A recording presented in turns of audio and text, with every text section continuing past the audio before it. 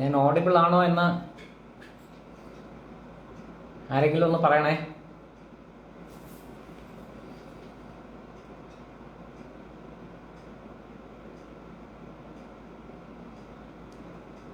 തമ്പാൻ, സന്തോഷ്, രാഘവൻ, അഖിൽ കണ്ണൂർ. നമുക്ക് കേസൊക്കെ ശരിയാക്കാം അഖിലേ, ലോക്ക്ഡൗൺ കഴിയട്ടെ. അജിത് പ്രസാദ്, മോഹൻദാസ് ഗാന്ധി,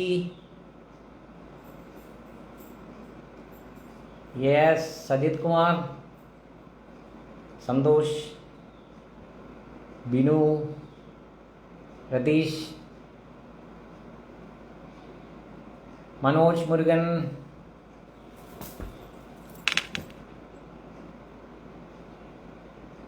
കേൾക്കാമോ എല്ലാവർക്കും?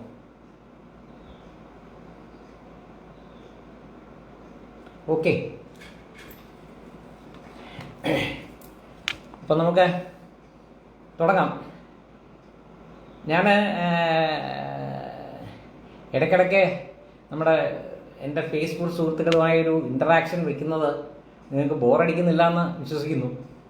എന്തായാലും ഈ എഴുതുന്നതിലും കുറച്ചുകൂടെ കൂടുതൽ എഫക്റ്റീവായിട്ട് കമ്മ്യൂണിക്കേറ്റ് ചെയ്യാൻ പറ്റുമെന്ന് വിചാരിച്ചുകൊണ്ടാണ് ഇങ്ങനെ ഒരു ലൈവ് ഇടയ്ക്ക് വരുന്നത്. എല്ലാം ആനുകാലികമായ പ്രാധാന്യമുള്ള വിഷയങ്ങളായിരിക്കും. ഇന്നിപ്പം നമ്മൾ ചർച്ച ചെയ്യുന്നത് പ്രധാനമായിട്ട് നമ്മുടെ പുതിയ ഇൻ്റർമീഡിയറി ലോസ്, അതായത് ഈ ഫേസ്ബുക്ക്, ട്വിറ്റർ തുടങ്ങിയ സംവിധാനങ്ങളെ നിയന്ത്രിക്കാനായി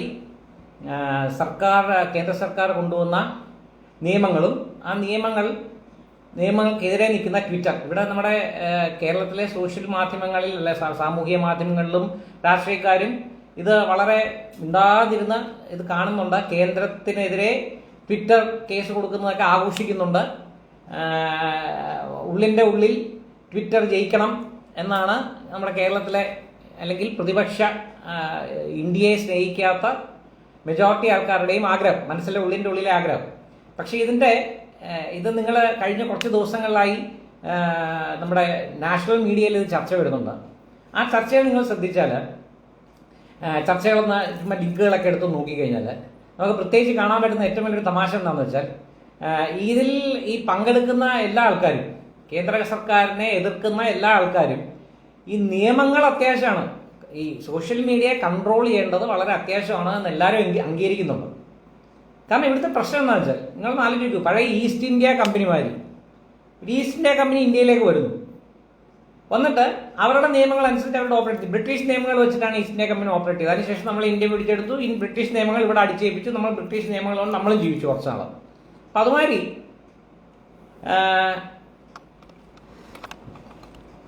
കാണാൻ പറ്റുന്നില്ല എന്നാരോ എന്നെ കാണാൻ പറ്റുന്നില്ല എന്നൊരു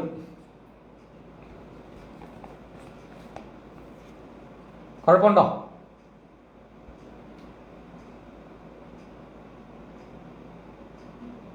രതീഷ് കുമാർ വ്യക്തമായി കാണുന്നില്ല എന്ന് പറയുന്നു. എല്ലാവർക്കും ആ പ്രോബ്ലം ഉണ്ടോ? ആരെങ്കിലും ഒന്ന് പ്രോബ്ലം ഉണ്ടോ എന്ന് പറഞ്ഞാൽ എന്തായാലും തുടരാം, എന്തായാലും കേൾക്കാമല്ലോ. അപ്പോൾ ബ്രിട്ടീഷ് ഈസ്റ്റ് ഇന്ത്യ കമ്പനി ഇവിടെ വന്നതുമായി ഇവർ അവരുടെ നിയമം അനുസരിച്ചിട്ട് ഇത് വർക്ക് ചെയ്യുള്ളൂ. അതാണ് അവരെ പ്രധാനമായിട്ട് പറയുന്നത്. അവരുടെ കമ്മ്യൂണിറ്റി സ്റ്റാൻഡേർഡ് ഇന്ത്യൻ നിയമം അംഗീകരിക്കാൻ അവർ തയ്യാറില്ല. അവർക്ക് നമുക്കിവിടെ എന്തെങ്കിലും ഒരു ഇഷ്യൂ ഉണ്ടെങ്കിൽ നമുക്ക് ആകെ ഫേസ്ബുക്കിൽ പോയി റിപ്പോർട്ട് ചെയ്യാം, അല്ലെങ്കിൽ കംപ്ലൈൻറ്റ് ചെയ്യാം, അതും ലിമിറ്റഡ് ഓപ്ഷൻ എന്നുള്ളതല്ലാതെ വേറെ ഓരോ ഓപ്ഷനും നമുക്കില്ല. നമുക്കെതിരെ നമ്മുടെ ഇപ്പം എൻ്റെ ഫേസ്ബുക്കിൽ തന്നെ ഞാൻ എന്ത് വിഷയമിട്ടാലും ഇമ്മീഡിയറ്റ്ലി ഈ ജിഹാദി വെട്ടുകിളികൾ വന്നിട്ട് ഉപയോഗിക്കുന്ന ഭാഷയ്ക്ക് തീരെ സഭ്യതയില്ലാത്ത രീതിയിലുള്ള ഭാഷയാണ് ഉപയോഗിക്കുന്നത്. ഈ ഭാഷ ഉപയോഗിച്ച ഒരാളെ നമ്മൾ റിപ്പോർട്ട് ചെയ്താൽ ഒരു പ്രശ്നം ആർക്കും ഉണ്ടാകാറില്ല. നമുക്കത് എങ്ങനെ കംപ്ലൈൻറ്റ് ചെയ്യണം?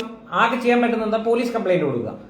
പോലീസ് കംപ്ലൈൻറ്റ് കൊടുത്താൽ ആ പോലീസ് പറയും ഞങ്ങൾക്ക് അവിടുന്ന് ഇൻഫർമേഷൻ ഒന്നും കിട്ടാറില്ല. ഒരു ഇൻഫർമേഷനും ആരുടെ ഫേസ്ബുക്കിൻ്റെ ബന്ധപ്പെട്ട് അല്ലെങ്കിൽ ട്വിറ്ററുമായിട്ട് ബന്ധപ്പെട്ട് വളരെ ചുരുക്കം കേസുകളാണ് മുമ്പോട്ട് പോകാൻ പറ്റുന്നത്. അപ്പോൾ ഇതാണ് കേരളത്തിലെ സിറ്റുവേഷൻ. അപ്പോൾ എൻ്റെ ഒരു പേഴ്സണൽ എക്സ്പീരിയൻസിൽ നമുക്ക് തുടങ്ങാം. ഞാൻ കഴിഞ്ഞ കുറച്ച് നാൾ മുമ്പ് ഒരു ഫേസ്ബുക്ക് പോസ്റ്റ് ഇട്ടു. ആ ഫേസ്ബുക്ക് പോസ്റ്റ് ഇട്ടത് മുരിങ്ങൂർ ധ്യാന കേന്ദ്രത്തിനെ പറ്റിയിട്ടുള്ള ഫേസ്ബുക്ക് പോസ്റ്റായിരുന്നു. ആ ഫേസ്ബുക്ക് പോസ്റ്റ് ഞാൻ ഒന്ന് ജസ്റ്റ് വായിക്കാം. 22/1/2021 ഞാൻ ഒരു ഫേസ്ബുക്ക് പോസ്റ്റ് ഇട്ടത്. മുരിങ്ങൂർ ധ്യാന കേന്ദ്രം നിൽക്കുന്ന ഏകദേശം 2 ഏക്കർ സ്ഥലം അവിടുത്തെ ഒരു പഴയ ക്ഷേത്രത്തിൻ്റെ ആയിരുന്നു. ആ ക്ഷേത്രം പൊളിച്ചു കളഞ്ഞിട്ടാണ് ആ വസ്തു കയ്യേറി മുരിങ്ങൂർ ധ്യാന കേന്ദ്രം ഇപ്പം നിൽക്കുന്ന സ്ഥലം. അത് റവന്യൂ റെക്കോർഡ്സിൽ കൃത്യമായിട്ടുള്ളതാണ്. അത് കോടതിയിൽ ഞാൻ കേസ് കൊടുത്തു. കേസ് കൊടുത്തിട്ട് കോടതിയിൽ ആ കേസിൻ്റെ നടപടികൾ തുടങ്ങി. ആ നടപടികൾ തുടങ്ങി എന്നുള്ള വിവരം ഞാൻ ഫേസ്ബുക്ക് വഴി എൻ്റെ സുഹൃത്തുക്കളെ അറിയിക്കാനായിട്ടൊരു ഫേസ്ബുക്ക് പോസ്റ്റ് ഇട്ടു. അതിങ്ങനെയാണ്: മുരിങ്ങൂറും പെട്ടു. അങ്ങനെ ക്ഷേത്രഭൂമി കയ്യേറ്റം ഒഴിപ്പിക്കാനുള്ള സുപ്രീം കോടതി ഉത്തരവ് കേരളത്തിൽ നടപ്പാക്കി തുടങ്ങി. മുരിങ്ങൂർ തൃക്കോവിൽ ദേവസ്വമക നരസിംഹസ്വാമി ക്ഷേത്രം പൊളിച്ചു നീക്കി 1.97 ഏക്കർ ഭൂമി കൈയടക്കി ധ്യാന കേന്ദ്രം നിർമ്മിച്ച ഡിവൈൻ ധ്യാന കേന്ദ്രക്കാരെ ഒഴിപ്പിക്കാനുള്ള നടപടികൾ തൃശൂർ ജില്ലാ കോടതി ആരംഭിച്ചു. അങ്ങനെ ഓരോന്നോരോന്നായി വന്നുകൊണ്ടിരിക്കും. ഇത്രയേ ഉള്ളൂ. അതായത് ഇന്ത്യ മഹാരാജ്യത്ത് ഭരണഘടനയും നിയമങ്ങളും അനുസരിച്ച് സ്ഥാപിതമായ ഒരു കോടതിയിൽ നടക്കുന്ന കോർട്ട് പ്രൊസീഡിങ്സ് എന്താണെന്ന് ഞാൻ ആകെ ഇതിൽ പറഞ്ഞു. ഇമ്മീഡിയറ്റ്ലി ഒരു മണിക്കൂർ കഴിഞ്ഞപ്പോൾ ഫേസ്ബുക്ക് എന്നെ ബ്ലോക്ക് ചെയ്തു. അവരുടെ കമ്മ്യൂണിറ്റി സ്റ്റാൻഡേർഡിന് എതിരാണെന്ന് പറഞ്ഞിട്ട്. അതിനുശേഷം വീണ്ടും ഇത് ഒരു തവണയും കൂടെ ആവർത്തിച്ചപ്പോൾ ഇതേമാതിരി നിസ്സാരമായൊരു പോസ്റ്റിന് നമ്മുടെ നിയമം, ഇന്ത്യയിലെ നിയമത്തിന് ഒരു വിരുദ്ധവുമായി അല്ലാത്ത ഒരു കാര്യം ഞാൻ ഫേസ്ബുക്കിൽ ഇട്ടപ്പോൾ അത് അവരുടെ കമ്മ്യൂണിറ്റി സ്റ്റാൻഡേർഡ്സിന് എഗെയിൻസ്റ്റ് ആണ്, വയലേറ്റീവ് ആണ് എന്ന് വന്നിട്ട് വീണ്ടും എന്നെ ബ്ലോക്ക് ചെയ്തു. അപ്പം ഇതൊന്നും അറിയണമല്ലോ എന്ന് വിചാരിച്ചിട്ട് ഞാൻ ഹൈക്കോടതിയിൽ 3/3/2021 ഞാൻ വാദിയായി. ഞാൻ സാറിൻ്റെ ജീവിതത്തിൽ ആദ്യമായിട്ടാണ്, ഇത്രയും 32 വർഷത്തെ പ്രാക്ടീസ് ഉണ്ടായിട്ടും ജീവിതത്തിൽ ആദ്യമായിട്ടാണ് വാദിയ അല്ലെങ്കിൽ പ്രതിയായിട്ട് കേസിൽ പങ്കെടുക്കുന്നത്. ഞാൻ വാദിയായിട്ട് സീനിയർ അഡ്വക്കേറ്റ് സ്വാതികുമാർ വഴി ഹൈക്കോടതിയിൽ റിട്ട് പെറ്റീഷൻ 5691/2021 ഒരു കേസ് ഫയൽ ചെയ്തു. ആ കേസിലെ പ്രെയർ ആകെ ഇത്രയേ ഉള്ളൂ. ഞാൻ ആ പ്രെയർ ഒന്ന് വായിക്കാം. കേസിൽ നമുക്ക് കോടതിയിലെ relief ചോദിച്ചിരിക്കുന്നു.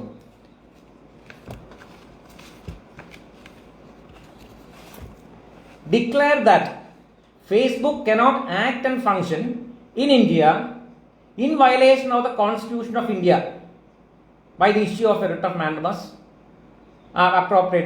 by the issue of an appropriate writ or order of direction. അതായത് ഫേസ്ബുക്ക് ഇന്ത്യയിൽ ഭരണഘടനയ്ക്ക് വിരുദ്ധമായി പ്രവർത്തിക്കാൻ പറ്റില്ല എന്ന് ഡിക്ലെയർ ചെയ്യണം.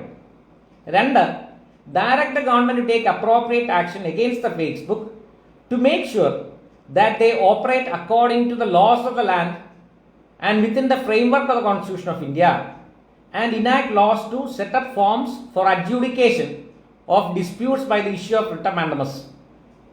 അതായത് കേന്ദ്ര സർക്കാരിന് ഡയറക്ഷൻ കൊടുക്കുക. എന്തിന്? ഈ ഫേസ്ബുക്ക് ഇന്ത്യൻ നിയമം അനുസരിച്ച്, രാജ്യത്തിൻ്റെ നിയമം അനുസരിച്ച് ഫങ്ഷൻ ചെയ്യണമെന്നും അത് ആ ഭരണഘടനയുടെ ഫ്രെയിംവർക്കിനകത്ത്, കോൺസ്റ്റിറ്റ്യൂഷൻ്റെ ഫ്രെയിംവർക്കിനകത്ത് നിന്നായിരിക്കണം ഫേസ്ബുക്കിൻ്റെ ഓപ്പറേഷൻസ് ഇന്ത്യയിൽ.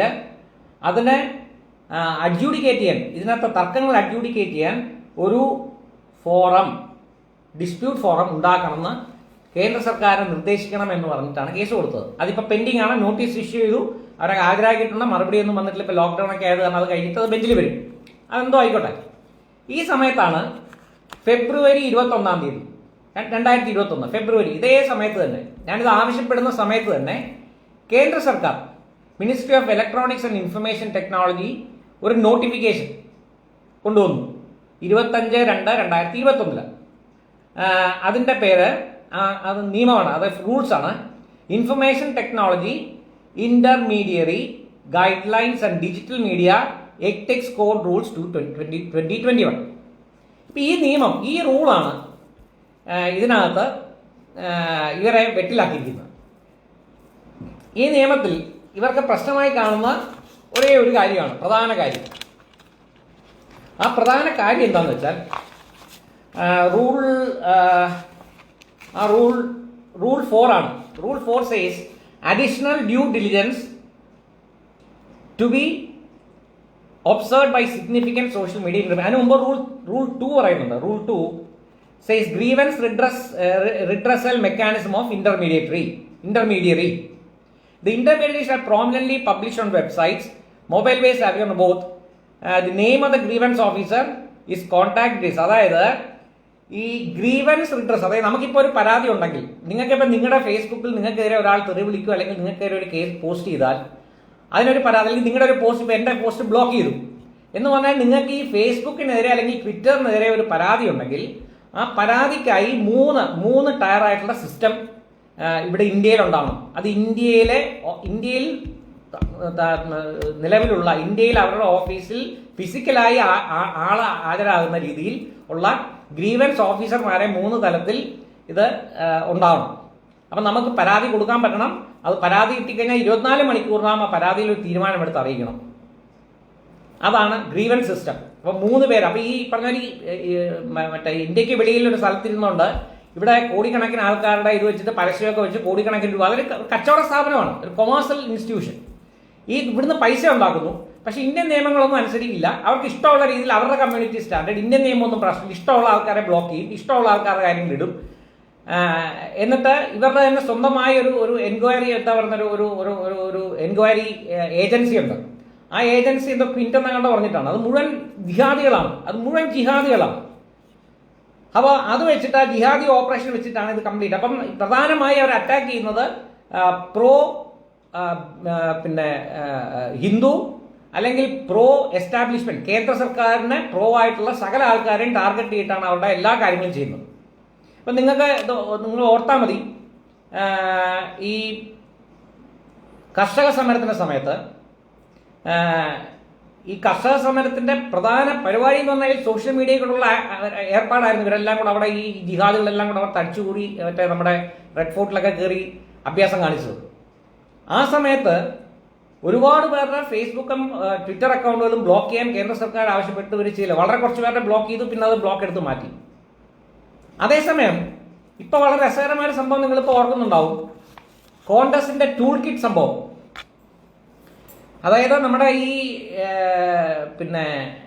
നമ്മുടെ നരേന്ദ്രമോദി സർക്കാരിനെ പ്രതിച്ഛായ നഷ്ടപ്പെടുത്താനായി എന്തൊക്കെ ചെയ്യണം, ഏതൊക്കെ കാര്യങ്ങൾ ഏതൊക്കെ രീതിയിൽ ചെയ്യണം, ഓക്സിജന്റെയും നമ്മുടെ ഇതൊക്കെ കണ്ടതാണല്ലോ, ഓക്സിജൻ, വാക്സിൻ ഒക്കെ കണ്ടോണ്ടിരിക്കുകയാണ്.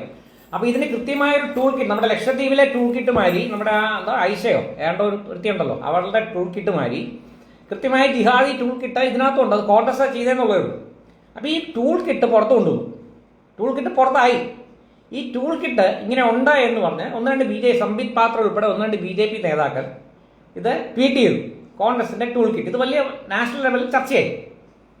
ഇവരെന്ത് ചെയ്തിട്ടില്ല, ട്വിറ്റർ എന്താ ചെയ്തതെന്ന് വെച്ചാൽ ഈ സംബിത് പാത്രയുടെ ട്വീറ്റുകൾ, അതായത് സ്മൃതി ഇറാനി തുടങ്ങിയ കേന്ദ്രമന്ത്രിമാർ ഉൾപ്പെടെ റീട്വീറ്റ് ചെയ്തു ഈ ടൂൾ കിറ്റ് വെച്ചിട്ട്.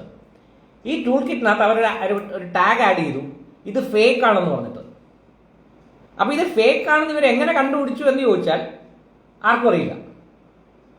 അതാണ് ഇപ്പൊ കേന്ദ്ര സർക്കാരിന്റെ പോലീസ്, ഡൽഹി പോലീസ് കേസ് അന്വേഷിക്കുന്നുണ്ട്. ഡൽഹി പോലീസ് അവരോട് ആവശ്യപ്പെടും, നിങ്ങൾ ടൂൾ കിറ്റ് ഇത് ഫേക്ക് ആണെന്ന് കണ്ടുപിടിച്ചിട്ടുണ്ടെങ്കിൽ, ഇത് ടൂൾ കിറ്റ് ഫേക്ക് ആണെന്ന് പറഞ്ഞ് കോൺഗ്രസും പരാതി കൊടുത്തിട്ടുണ്ട് പോലീസിൽ. അപ്പൊ അങ്ങനെയാണെങ്കിൽ നിങ്ങൾക്ക് ഇത് എവിടെ നിന്ന് കിട്ടി, നിങ്ങളുടെ ഇൻഫർമേഷൻ ഏതാണ് എന്ന് ഞങ്ങൾക്ക് ഇൻഫർമേഷൻ തരണം. അതോടെ ഇപ്പൊ വെട്ടിലായി. കാരണം ഇപ്പോഴത്തെ സിസ്റ്റം എന്ന് വെച്ചാൽ പരാതി ഉണ്ടെങ്കിൽ പരാതി കേൾക്കുന്നതും അവർക്കെതിരെയുള്ള പരാതിയാണെങ്കിലും ബാക്കി ഏതെങ്കിലും അവരുടെ പ്ലാറ്റ്ഫോമിൽ കൂടെ മറ്റാരെങ്കിലും ഇട്ട ട്വീറ്റിനോ അല്ലെങ്കിൽ ഫേസ്ബുക്ക് പോസ്റ്റിനെ കുറിച്ചുള്ള പരാതിയാണെങ്കിലും പരാതി കേൾക്കുന്നതും പരാതി തീരുമാനിക്കുന്നതും ശരിയാണോ തെറ്റാണോ എന്ന് വിധിക്കുന്നതും എല്ലാം ട്വിറ്ററാണ് അല്ലെങ്കിൽ ഫേസ്ബുക്കാണ്. വേറെ ആർക്കും എന്നത്തെ യാതൊരു കാര്യമില്ല, ആരും അറിയത്തുമില്ല, എന്താണ് ഏത് രീതിയിലാണെന്നുള്ള ആരും അറിയില്ല. അപ്പൊ ഇത്രയും എന്താ പറയുക, ഓട്ടോക്രാറ്റിക് ആയിട്ട് ഒരു ട്രാൻസ്പെറൻസി ഇല്ലാത്ത ഒരു സിസ്റ്റമാണ് ഈ ഇന്ത്യയിലെ സോഷ്യൽ മീഡിയ എന്ന് പറഞ്ഞാൽ. ആർക്കും എന്തും ചെയ്യാം, ആരെയും തൊടാൻ പറ്റില്ല. ഫേക്ക് ഐഡികളിൽ ഇഷ്ടംപോലെ വന്ന് തെറി വിളിക്കും. ഇത് ആരാണെന്ന് ആർക്കും അറിയില്ല. പ്രധാനമന്ത്രിയുടെ തന്തയ്ക്ക് വിളിക്കാം, ആരുടെയും തന്തയ്ക്ക് വിളിക്കാം, ഒരു പ്രോബ്ലവും ഇല്ല. ആരും ഇതിന്റെ വിവരം ആരാണ് ഇത് ചെയ്തതെന്ന് ആർക്കും അറിയത്തുമില്ല.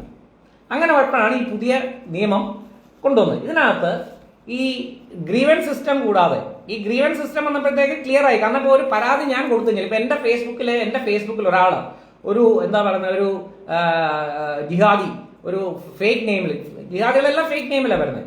ആ ഫേക്ക് നെയിമിൽ എൻ്റെ ഫേസ്ബുക്കിൽ എൻ്റെ തന്തയ്ക്ക് വിളിക്കുകയോ അല്ലെങ്കിൽ എന്നെ മോശമായി പറഞ്ഞ് എന്തെങ്കിലും കാര്യങ്ങൾ ചെയ്താൽ അതിനെതിരെ ഞാനൊരു പരാതി കൊടുത്താൽ അവരെനിക്ക് ഉത്തരം തന്നേ പറ്റുള്ളൂ. കാരണം ഇവിടെ ഫിസിക്കലായിട്ട് ആളിരിപ്പുണ്ട്. They are responsible. അവർ വന്നില്ലെങ്കിൽ അവർ ക്രിമിനലി റെസ്പോൺസിബിൾ ആണ്. കാരണം ഇന്റർമീഡിയറി എന്ന് പറഞ്ഞാൽ എന്താണ്? ഇന്റർമീഡിയറി ഒരു പ്രൊട്ടക്ഷൻ ഉണ്ട്, IT ആക്ടിൽ ഒരു പ്രൊട്ടക്ഷൻ ഉണ്ട് ഫേസ്ബുക്കിനോ. കാരണം അവരെ മധ്യസ്ഥരാണ്, വേറൊരാൾ തരുന്ന ഒരു പ്ലാറ്റ്ഫോം മാത്രമാണ്. അപ്പൊ അവർക്ക് ഈ ഇടുന്ന ആൾക്കാരുടെ ആ പോസ്റ്റിന്റെ ക്രിമിനൽ ലയബിലിറ്റി അവരുടെ ഇല്ല. അതാണ് അവരുടെ പ്രൊട്ടക്ഷൻ. ഇവർ ആക്ഷൻ എടുത്തില്ലെങ്കിൽ ആ പ്രൊട്ടക്ഷൻ നിയമത്തിൽ നഷ്ടപ്പെടും. അവരും ഇതിന്റെ ഭാഗമാവും, ക്രിമിനൽ കേസിന്റെ ഭാഗമാവും. അപ്പൊ നിവൃത്തിയില്ലാതെ ആ കാര്യത്തിൽ വെട്ടിലായി. രണ്ടാമതൊരു പ്രശ്നം ഇവർക്ക് വന്നതെന്ന് വെച്ചാൽ ഇതിനകത്ത് കൃത്യമായിട്ട് ഈ ആക്ട്, ഞാൻ ആ ഭാഗം ഒന്ന് വായിക്കാം. റൂൾ 4(2) അതിനകത്ത് പറയുന്നത് സിഗ്നിഫിക്കന്റ് സോഷ്യൽ മീഡിയ ഇന്റർമീഡിയറി, അതായത് ഈ ഫേസ്ബുക്ക്, അത് 50 ലക്ഷത്തിൽ കൂടുതലുള്ളതാണ് സിഗ്നിഫിക്കന്റ് സോഷ്യൽ മീഡിയ എന്ന് പറയുന്നത്. ഫേസ്ബുക്ക്, ട്വിറ്റർ എല്ലാം വരും.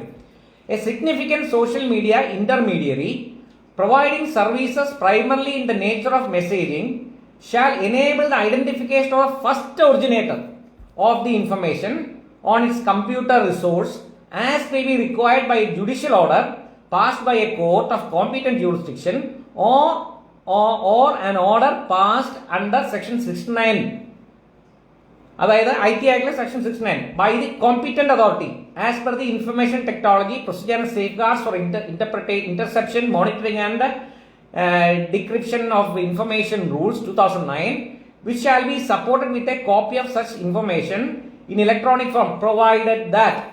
ഇനിയാണ് കാര്യം, പ്രൊവൈഡഡ്. അതായത് ഇപ്പൊ പറഞ്ഞത് ഈ ഏതെങ്കിലും കോടതി ഉത്തരവോ കോമ്പീറ്റന്റ് അതോറിറ്റിയുടെ ഉത്തരവോ ആയി ഫേസ്ബുക്കിനെയോ ട്വിറ്ററിനെയോ അപ്രോച്ച് ചെയ്താൽ എന്താ, ഒരു മെസ്സേജിന്റെ ഫേസ്ബുക്കിലോ ട്വിറ്ററിലോ വന്ന അല്ലെങ്കിൽ പ്രചരിക്കുന്ന ഒരു മെസ്സേജിന്റെ ഒറിജിനൽ, ആദ്യം ഇതാരാണ്, ഇത് ഒറിജിനേഷൻ എവിടെ നിന്നാണ് ഒറിജിനൽ വന്നത്, ആ ഒറിജിനന്റെ ആൾക്കാരുടെ ഡീറ്റെയിൽസ്, ആ ഡീറ്റെയിൽ കൊടുക്കണം. എന്ത് കാര്യത്തിൽ? Provided that an order shall only be passed. ഇങ്ങനെ ഒരു ഓർഡർ, ഇങ്ങനെ ആവശ്യം എന്തിന് എപ്പോഴാണ് പറയേണ്ടത്? only for the purpose of prevention, detection, investigation, prosecution or punishment of an offense related to the sovereignty and integrity of India, security of the state, friendly relationship with foreign states or public order, or of incitement to an offense relating to the above or in relation with rape, sexually explicit material or sexual abuse material punishable with imprisonment for a term not less than 5 years. അതായത് രാജ്യവിരുദ്ധ friendly രാജ്യങ്ങൾക്ക് എതിരായിട്ടുള്ള, അതായത് നമ്മുടെ IPC offence, ഈ രാജ്യവിരുദ്ധ IPC offence, ആ IPC offence നമ്മുടെ security, നമ്മുടെ public order, നമ്മുടെ രാജ്യത്തിലെ നിയമങ്ങൾ അനുസരിച്ചുള്ള പബ്ലിക് ഓർഡർ, ഇതിനെതിരായി അല്ലെങ്കിൽ സെക്ഷലി എക്സ്പ്ലിസിറ്റ് മെറ്റീരിയൽ, റേപ്പ്, അങ്ങനത്തെ റേപ്പ് റിലേറ്റഡ്, സെക്ഷലി റിലേറ്റഡ് ഓഫൻസുകൾ, ഇങ്ങനത്തെ ഏതെങ്കിലും കാര്യങ്ങൾ വന്നാൽ മാത്രം, അതിൻ്റെ മാത്രം അങ്ങനെ ഒരു മെസ്സേജോ അല്ലെങ്കിൽ അങ്ങനത്തെ കാര്യങ്ങൾ ഇതിനകത്ത് നടന്നാൽ അതിന്റെ ഒറിജിൻ ആരാണ്, എവിടെ നിന്നാണ് ഇത് സ്റ്റാർട്ട് ചെയ്തത്? കാരണം അവനെയാണ് ശിക്ഷിക്കേണ്ടത്. അപ്പൊ അവന്റെ ഡീറ്റെയിൽസ് കൊടുക്കണം. ഇത് വന്നപ്പോൾ വലിയ പ്രശ്നമായി, ഭയങ്കര പ്രശ്നമായി. 36 മണിക്കൂറിനാവും ഇത് കൊടുക്കണം. അപ്പോഴത്തേക്ക് ഇവിടെ വലിയ പ്രശ്നമായി. കാരണം ഇത് പറഞ്ഞപ്പോ end-to-end എൻക്രിപ്ഷൻ ആണ് വാട്സപ്പിൽ. അതുകൊണ്ട് ഇത് end-to-end എൻക്രിപ്ഷൻ ആയത് കാരണം ഒരെണ്ടും മറ്റേ എൻഡും തമ്മിലുള്ള, അതായത് അയക്കുന്ന ആളും വായിക്കുന്ന ആളും മാത്രമേ, ഇടയ്ക്ക് ആർക്കും കയറാൻ പറ്റില്ല. അപ്പൊ അതുകൊണ്ട് ഏതെങ്കിലും ഒരു എൻഡ് പൊളിച്ചാൽ ഇതിനേക്കൂടെ ആൾക്കാർക്കൊക്കെ ഇഷ്ടം പോലെ കയറാം. അപ്പൊ ഇത് പ്രൈവസി നഷ്ടപ്പെടും. ഇത് നാട്ടുകാരുടെ മുഴുവൻ പിന്നെ എന്താ പറയുന്ന മെസ്സേജുകൾ, നമ്മൾ അയക്കുന്ന എല്ലാ മെസ്സേജുകളും കേന്ദ്ര ഗവൺമെന്റിന്റെ പരിധി വരും. ഇതൊക്കെയാണ് പറഞ്ഞത്. കാരണം ഇതൊക്കെ വളരെ കേൾക്കുമ്പോൾ തന്നെ നിങ്ങൾക്ക് മനസ്സിലാവും വ്യാജമാണ്. കാരണം ഇത് ആവശ്യപ്പെടുന്നത് കൃത്യമായ മാനദണ്ഡങ്ങൾ വെച്ചിട്ട് 7 8 മാനദണ്ഡം, ഇന്ന കേസുകളിലെ പ്രശ്നങ്ങളിൽ കോടതി ഉത്തരവോ അല്ലെങ്കിൽ അതുമാതിരി കോമ്പീറ്റന്റ് അതോറിറ്റിയുടെ ഉത്തരവോ കൂടി മാത്രമേ ഇങ്ങനെ ഒരു ഇൻഫർമേഷൻ ആവശ്യപ്പെടാൻ പോലും പറ്റുള്ളൂ കേന്ദ്ര സർക്കാരിന്. അങ്ങനെ ആവശ്യപ്പെടുന്ന ഈ ഒരു പർട്ടിക്കുലർ പർപ്പസിനാണ്. കാരണം രാജ്യസുരക്ഷയൊക്കെ വെച്ച് എന്ത് കാര്യങ്ങളും ചെയ്താൽ ഇവിടെ ആർക്കും ഒന്നും ചെയ്യാൻ പറ്റില്ല എന്ന് നമുക്ക് സമ്മതിക്കാൻ പറ്റുന്ന കാര്യമല്ല. ഇത് ഒരു രാജ്യത്തും നടക്കുന്ന കാര്യമല്ല. അപ്പൊ അതിന് ആവശ്യപ്പെടുമ്പോൾ ആണ് പ്രശ്നം വരുന്നത്. അതിന് ഇവർ തയ്യാറല്ല. അവർ പറഞ്ഞത് ഇതിനിടയ്ക്കൂടെ ഇതിന്റെ പ്രൈവസി നഷ്ടപ്പെടുന്നതാണ്. ഇതിൻ്റെ ഒരു ബേസിക് ഏറ്റവും വലിയ തമാശ എന്താണെന്ന് വെച്ചാൽ ഈ നിയമം ഈ ഇൻഫർമേഷൻസ് കൊടുക്കണം എന്നുള്ള നിയമം 11/4/2011 അതായത് GSR 314E എന്ന് പറഞ്ഞ സർക്കാർ ഉത്തരവ് പ്രകാരം, നോട്ടിഫിക്കേഷൻ പ്രകാരം 2011 പിന്നെ അത് ഞാൻ വായിക്കാം, വന്നൊരു റൂളുണ്ട്. അതായത് these rules may be called information technology intermediaries guidelines rules 2011. ഈ റൂളില് റൂൾ 3, 4 ഇതേ കാര്യം പറയുന്നുണ്ട്. അത് ഞാൻ വായിക്കാം. The intermediary on whose computer system the information is stored or hosted or published upon obtaining knowledge by itself or being brought actual knowledge by an affected person, writing or through email, signed with electronic statement about any information mentioned as sub-rule 2 above. ഈ sub-rule 2 നേരത്തെ പറയുന്നതാണ്. അതായത് ഈ പറയുന്ന ഇങ്ങനത്തെ ഇതൊക്കെ infringe ചെയ്യുന്ന കാര്യങ്ങളും പ്രോണോഗ്രാഫിക്, ഗ്രോസ്ലി ഹാംഫുൾ, ഗവൺമെന്റിനെതിരായിട്ടുള്ളത്, അങ്ങനത്തെ കാര്യങ്ങൾ shall within 36 hours and the above order of such shall disable such information and provide an sub-rule 2. Further, the intermediary shall preserve such information as well as records and list 90 days for investigation purpose. അപ്പോൾ ഇത് അന്ന് 2011 ഇതുണ്ട്. ഇതിപ്പോൾ 2021 strict ആയിട്ട് implement ചെയ്യാൻ government തീരുമാനിച്ചു. കാരണം 2011 ഇരുന്ന പാവ സർക്കാരല്ല ഇപ്പോൾ ഇരിക്കുന്ന സർക്കാർ. മാത്രമല്ല 2011 ഈ ജിഹാദികളും രാജ്യവിരുദ്ധരും എല്ലാവരും കൂടെ ചേർന്നാണ് ഭരിച്ചിരുന്നത്. അന്നത്തെ ഭരിച്ചിരുന്ന സർക്കാരിനെ നമുക്കെല്ലാം അറിയാം. ചൈനയിൽ പോയുള്ള പിന്നെ ചൈനയിൽ നിന്നുള്ള ഇങ്ങോട്ട് അംബാസഡർ എന്താ മറ്റേ അവരുടെ അതിനകത്തുള്ള മീറ്റിങ്ങുകളും സോണിയാഗാന്ധി അവിടെ പോയി മീറ്റ് ചെയ്യുന്നതും പൈസ വാങ്ങിക്കുന്നതും ഇതെല്ലാം ഇവിടെ ഈ പബ്ലിക് ഡൊമൈനിൽ ഒരുപാട് അലിഗേഷൻസ് ഉണ്ട്. അതുമാതിരി പാകിസ്ഥാനിൽ പോയി പിന്നെ ഇത് അറ്റൻഡ് ചെയ്യുക, പരിപാടികൾ അറ്റൻഡ് ചെയ്യുക, പാകിസ്ഥാനിൽ പോയി ഇന്ത്യൻ ഗവൺമെന്റിനെതിരായിട്ട് സംസാരിക്കുക, ഇങ്ങനത്തെ ആൾക്കാരൊക്കെ അന്ന് ഫുൾ ഇവരുടെ കൂടെ ആയിരുന്നു. അപ്പം അതുകൊണ്ട് ഇതിൻ്റെ ആവശ്യമില്ല. കാരണം ഇതിൻ്റെ സർക്കാർ നേരെ ഒന്നും പറയേണ്ട പ്രശ്നമേ വരുന്നില്ല. കാരണം സർക്കാരെല്ലാം രാജ്യവിരുദ്ധർ എല്ലാവരും ഒരുമിച്ചുള്ള ഏർപ്പാടായിരുന്നു. ഇപ്പോഴത്തെ സർക്കാർ തീരുമാനിച്ചു ഈ പരിപാടി നടക്കില്ല. അപ്പോൾ ഈ 2011 സാധനം ഒന്നുകൂടെ 2021 വന്ന് ഇംപ്ലിമെന്റ് ചെയ്യുന്നു എന്നുള്ളതേ ഉള്ളൂ. അതിനാണ് ഈ കിടന്ന് ചക്രശ്വാസം വലിക്കുന്നത്. അതിൻ്റെ പ്രധാന കാരണം ഈ ഫേസ്ബുക്കിലും ട്വിറ്ററിലും വന്ന് ഫേക്ക് ഐഡിയുമായി വരുന്ന ജിഹാദി ജിഹാദി എന്താ പറഞ്ഞേ രാജ്യവിരുദ്ധ വൃത്തികെട്ട ആൾക്കാരെ അവരുടെ മുഖം മൂടി അഴിഞ്ഞു വീഴും. കൃത്യമായി കോടതി പിടിച്ച് പൊക്കിയിട്ട് ആത്തത്. അപ്പം ഇതാണ് ഇതിനകത്ത് ആകെയുള്ള പ്രശ്നം. അപ്പോൾ ഈ ഇപ്പം പ്രധാന പ്രശ്നം വെച്ചാൽ ഈ ട്വിറ്ററും മറ്റൊന്നും ഇവര് ഇന്ത്യൻ നിയമം അംഗീകരിക്കാൻ തയ്യാറല്ലെന്നാണ് പറഞ്ഞത്. അതാണ് എൻ്റെ പ്രശ്നം. ഇന്ത്യൻ നിയമം, ഇന്ത്യയിൽ പ്രവർത്തിച്ചുകൊണ്ടിരിക്കുന്ന ഒരു സോഷ്യൽ മീഡിയ ഒരു കൊമേഴ്സ്യൽ ആക്ടിവിറ്റി നടത്തുന്ന ഒരു കമ്പനി, ഒരു പ്രൈവറ്റ് കമ്പനി, അവർ പറഞ്ഞു ഇന്ത്യയിലെ നിയമം ഞങ്ങൾ അംഗീകരിക്കാൻ തയ്യാറല്ല, ഞങ്ങൾക്ക് സൗകര്യമില്ല. ഇതാണ് ഇവിടുത്തെ സിറ്റുവേഷൻ. അപ്പോൾ അതിപ്പോൾ കോടതിയിൽ നിലനിൽക്കുകയാണ്. ഹൈക്കോടതിയിൽ പോയിട്ടുണ്ട്, സുപ്രീം കോടതിയൊന്നും പോയിട്ടില്ല. ഡൽഹി ഹൈക്കോടതിയിൽ പോയിട്ടുണ്ട്. ഫേസ്ബുക്കും എൻ്റെ ധാരണ ശരിയാണെങ്കിൽ ഫേസ്ബുക്ക് ഉൾപ്പെടെ എല്ലാവരും, ട്വിറ്റർ ഒഴികെ ബാക്കി എല്ലാവരും ഈ നിയമം അംഗീകരിച്ച് മുമ്പോട്ട് പോയി. നിയമം നിലവിൽ വന്നു കഴിഞ്ഞു. കാരണം ഇനിയിപ്പം എനിക്ക് ഈ ഫേസ്ബുക്കിനെതിരെ ഞാനൊരു കേസ് കൊടുത്തു കഴിഞ്ഞാൽ ഇവരത് അംഗീകരിക്കാത്ത നിയമം നിലവിൽ വന്ന സ്ഥിതിക്ക് ഈ ഫേസ്ബുക്കിനകത്ത് പോസ്റ്റ് ചെയ്യുന്ന ആളുടെ അതേ കുറ്റം ഈ ഫേസ്ബുക്കിന് ഉടമസ്ഥനും ഉണ്ടാവും. അപ്പോൾ ആ പരുവത്തിലേക്ക് കാര്യങ്ങളെത്തി. അതാണ് ഇപ്പോഴത്തെ ഈ നമ്മുടെ സോഷ്യൽ മീഡിയയിൽ നടക്കുന്ന ഏറ്റവും വിപ്ലവകരമായ ഒരു മാറ്റം. ഇത് ആർജവമുള്ള മോഡി സർക്കാരാണ്. ഇനി എത്ര തലകുത്ത് നിന്നാലും ഇത് നടക്കുക തന്നെ ചെയ്യും.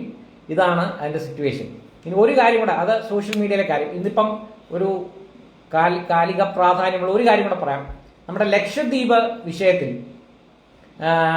നാളെ എങ്ങാണ്ടോ ഒരു പ്രമേയം പാസ്സാക്കുന്നുണ്ട്. ഈ ഏറ്റവും വലിയ തമാശ എന്താ വെച്ചാൽ, ഈ പാസ്സാക്കാൻ പോകുന്ന പ്രമേയത്തിന് നമ്മുടെ ബാത്റൂമിൽ ഉപയോഗിക്കുന്ന ടോയ്ലറ്റ് പേപ്പറിന്റെ പോലും വിലയില്ല എന്നുള്ളതാണ് ഏറ്റവും വലിയ സത്യം. ഇതിനു മുമ്പ് പ്രമേയം പാസ്സാക്കിയത് എന്നൊക്കെയാണ് നിങ്ങൾക്ക് ഓർമ്മയുണ്ടോ? ആദ്യം ഒരു പ്രമേയം പാസ്സാക്കിയത് നമ്മുടെ ജിഹാദി മദനിയെ, ജയിലിൽ കിടക്കുന്ന തീവ്രവാദി മദനിയെ പുറത്തുവിടാനായി എല്ലാവരും കൂടെ ചേർന്ന് UDF LDF എല്ലാം കൂടെ 140 MLA കൂടെ ചേർന്ന് ജയിലിൽ കിടക്കുന്ന ആരെങ്കിലും ജയിലിൽ കിടക്കുക എന്ന് ആലോചിക്കണം. സുപ്രീം കോടതി ഉൾപ്പെടെ സകല കോടതികളും തലകുത്തി എന്ന കോടതികളിൽ പോയി നോക്കിയിട്ടും ജാമ്യം ലഭിക്കാത്ത, അത് അന്ന് നമ്മുടെ മോഡി ഗവൺമെന്റ് ഒന്നുമല്ല ഭരിക്കുന്നതെന്നും ആലോചിക്കണം. കോൺഗ്രസ് സർക്കാർ ഭരിച്ചുകൊണ്ടിരിക്കുന്ന സമയത്താണ്. ആ സമയത്ത് ഇതാ ഈ ജിഹാദി ആത്തുപോയത്. അപ്പൊ അവനെ പുറത്താക്കാൻ, അവനെ പുറത്തിറക്കണം എന്ന് പറഞ്ഞ് ഒരു പ്രമേയം പാസ്സാക്കുന്നു. അതാണ് ഒരു പ്രമേയം, നമുക്ക് അടുത്ത അറിവിലുള്ള പ്രമേയം. രണ്ടാമത്തെ പ്രമേയം എന്താണ്? ആന്റി സി എ എ വിഷയത്തിൽ ഇവിടെ വന്നിട്ട് ഒരു പ്രമേയം പാസ്സാക്കുന്നു. എന്ത് സംഭവിച്ചു? മദനിയുടെ കാര്യത്തിൽ എന്ത് സംഭവിച്ചു? മദനി പുറത്തിറങ്ങിയോ? ഇല്ല. ആന്റി CAA കാര്യത്തിൽ എന്ത് സംഭവിച്ചു? എന്തെങ്കിലും സംഭവിച്ചോ? ഇന്നലെ മറ്റേ ഇരട്ടച്ചങ്കൻ വലിയവായിൽ നിലവിളിച്ചായിരുന്നല്ലോ കഴിഞ്ഞ ദിവസം. ഇവിടെ CAA നടപ്പാക്കില്ല. അപ്പൊ ഇന്നത് നടപ്പായിട്ടുണ്ട്. ഇന്നലെ മുതൽ അത് സംഭവം നടന്നിട്ടുണ്ട്. പിന്നെ മൂന്നാമത് ഈയിടയ്ക്ക് ആന്റി CAA വെച്ച് വേറൊരു സംഭവം കൂടെ നടന്നു. ഇവർ ഓടിപ്പോയൊരു കേസ് കൊടുത്തു. ഏറ്റവും വലിയ തമാശ കേസ് കൊടുക്കാൻ നിയമപരമായ വകുപ്പില്ല സംസ്ഥാന സർക്കാരിന് വകുപ്പില്ലാത്ത രീതിയിൽ ഒരു സുപ്രീം കോടതിയിൽ ഒരു ഒറിജിനൽ, അതിനകത്താണ് ഗവർണർ ഒബ്ജക്ട് ചെയ്തത്, ചെയ്യാൻ പറ്റില്ല എന്ന് പറഞ്ഞിട്ട് ഒരു വഴി സൂട്ട് കൊടുത്താണ്. ഞാൻ കക്ഷി ചേർന്നിട്ടുണ്ട്, കാരണം സംസ്ഥാനത്തിന്റെ ഒരു കാര്യമില്ല. അപ്പൊ അന്ന് ഒരു കേസ് കൊടുത്തു. പിന്നെ മൂന്നാമത് പ്രമേയം പാസ്സാക്കിയപ്പോഴാണ് നമ്മുടെ കർഷക സമരത്തിന്. അപ്പൊ അതുമാതിരി ഉള്ളൂ ഈ എന്താ പറയുക, നമ്മുടെ ലക്ഷദ്വീപ് വിഷയത്തിലും ഒരർത്ഥവുമില്ല. ഇവമാരി ഈ പറഞ്ഞ മാതിരി കിടന്ന് ചാടും, ഒരു കാര്യവുമില്ല. ചാവാരി പട്ടികൾ കുറച്ചുകൊണ്ടേയിരിക്കും. ഞാൻ വീണ്ടും പറഞ്ഞ മാതിരി ചന്ദ്രനെ നോക്കിയാണ് നിങ്ങൾ കുറയ്ക്കുന്നത്. അപ്പം എല്ലാവർക്കും നല്ല ഒരു സൺഡേ. തിങ്കളാഴ്ച മുതൽ എല്ലാവരും നല്ല ആക്റ്റീവായി വർക്ക് ചെയ്യാൻ ഇത് തരട്ടെ. എല്ലാവർക്കും നന്ദി, നമസ്കാരം.